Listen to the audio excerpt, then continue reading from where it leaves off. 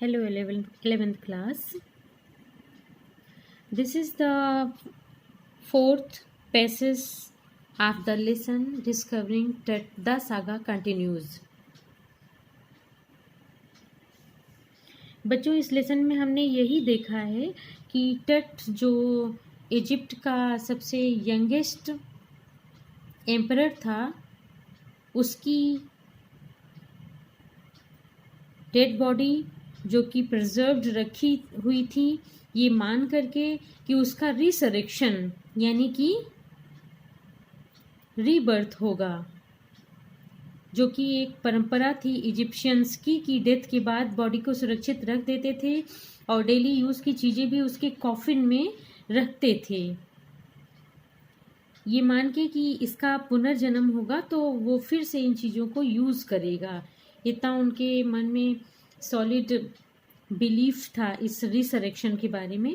तो वही बच्चों हम इस लेसन में पढ़ रहे हैं कि जो मिस्टर कार्टर थे जो इस टट की डेड बॉडी को डिस्कवर कर रहे थे, उनकी डेड बॉडी मिली तो और क्या क्या हुआ, कैसे उसकी खोज हुई, कैसे उसका सीटी स्कैन वगैरह हुआ जैसे कि एक लाइव पर्सन का होता है, यही हम इस लेसन में बच्चों पढ़ रहे हैं। बहुत इंटरेस्टिंग स्टोरी है। The mummy is in very bad condition. Mummy बहुत बैड कंडीशन में है। बेटा आप जानते हैं मम्मी मीन्स डेड बॉडी, जिसको कि प्रिजर्व करके रखा जाता है कि जिससे वो बॉडी आफ्टर डेथ खराब ना होने पाए, उसी को हम मम्मी बोलते हैं। The mummy is in very bad condition. Mummy बहुत बैड कंडीशन में है because of what Carter did in 1920s। क्योंकि कार्टर ने 1920 में क्या किया, इसके कारण मम्मी बहुत बैड कंडीशन में है। Said Zahi Hawass secretary general of Egypt supreme council of antiquities.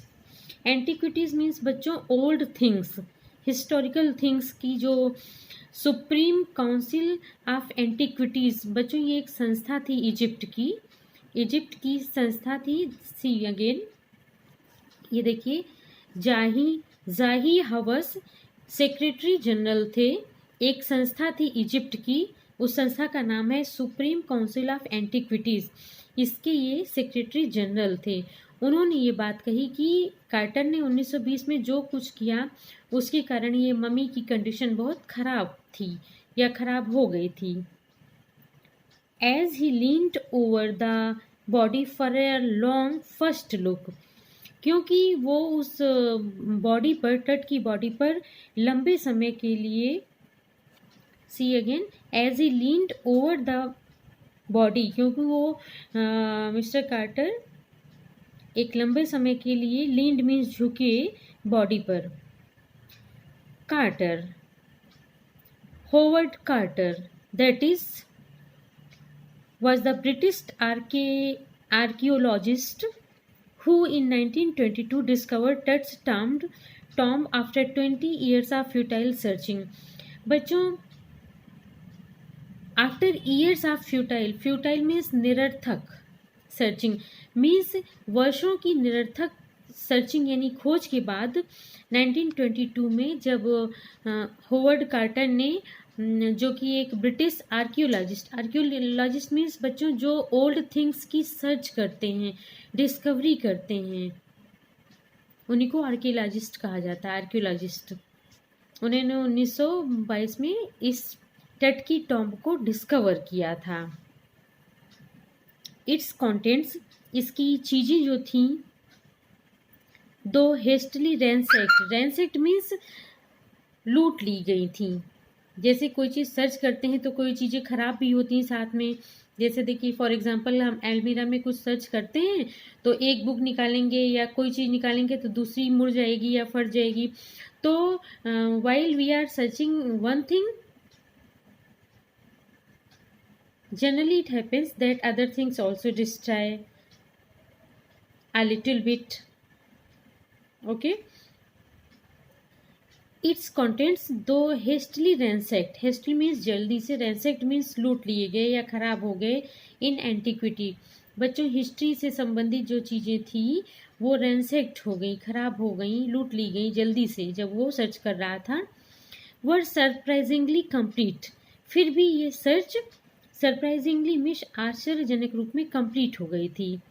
They remain the richest royal collection ever found, means बच्चों जो ऑब्जेक्ट इस सर्च में मिले थे वो ऑब्जेक्ट रिचेस्ट रॉयल कलेक्शन थे, ever found and have been part of pharaoh's legend. बच्चों जो फेराओ थे, इजिप्ट के एम्परर थे, उनकी जो लेजेंड यानी पुराण कथा या पौराणिक कथा थी उसके ये एकदम रिचेस्ट रॉयल कलेक्शन पाए गए और एक पार्ट हमेशा के लिए बन गए, फेराओ के लेजेंड के एक पार्ट बन गए जो ऑब्जेक्ट्स ये मम्मी के साथ में डिस्कवर हुए थे। स्टनिंग आर्टिफैक्ट्स, बच्चों गौर से देखिए, स्टनिंग मीन्स चौंका देने वाले, आर्टिफैक्ट्स मीन्स वो ऑब्जेक्ट, देखिए मैंने यहाँ लिख दिया है, इम्पोर्टेंट है आप इसको याद रखिएगा। Artefacts means an object made by human being, यानी कोई ऐसा ऑब्जेक्ट या वस्तु जिसे ह्यूमन बीइंग ने बनाया है। An item of cultural and historical interest, यानी कि एक आइटम जो सांस्कृतिक और ऐतिहासिक इंटरेस्ट का हो, जिसे किसी ह्यूमन बीइंग ने बनाया हो, उसी को हम आर्टिफैक्ट बोलते हैं।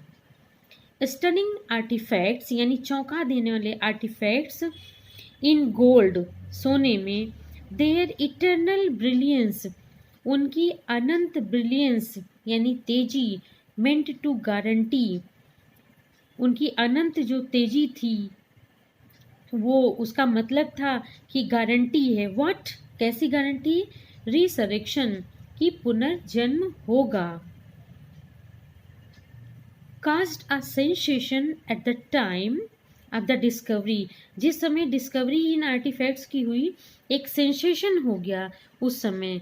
And still get the most attention, और अभी भी बहुत ध्यान दिया जा रहा है इस पे।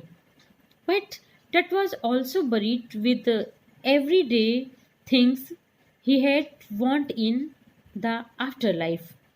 बच्चों देखो, तट को भी बरी यानी दफनाया गया था, विद एवरीडे थिंग्स यानी प्रतिदिन में जो चीज़ें यूज़ होती हैं उन चीज़ों के साथ भी तट को दफनाया गया था। He had want in after life, ये सोचा गया था कि आफ्टर लाइफ यानी जिंदगी के बाद, यानी जिंदगी के बाद जो मौत हो चुकी है उस समय भी इनको इन चीज़ों की आवश्यकता होगी, इसलिए उन ऑब्जेक्ट्स के साथ उसको भी दफनाया गया था। देखिए बच्चों, अब उसमें ऑब्जेक्ट कौन कौन से हैं जिसके साथ तट को बरी किया गया था? Board games, a bronze razor, linen undergarments, cases of food and wine, यानी जो ये सारी चीज़ें गेम्स है, ब्रॉन्ज रेजर है, लिनेन अंडरगारमेंट है, cases of food and wine, food और वाइन के जो केसेस यानी डिब्बे हैं, इन सब चीज़ों के साथ उसे दफनाया गया था। तो बच्चों ये सब चीज़ें तट की मम्मी के साथ में होवर्ड कार्टर ने डिस्कवर किया कि ये सारी चीज़ें उनके साथ में थीं।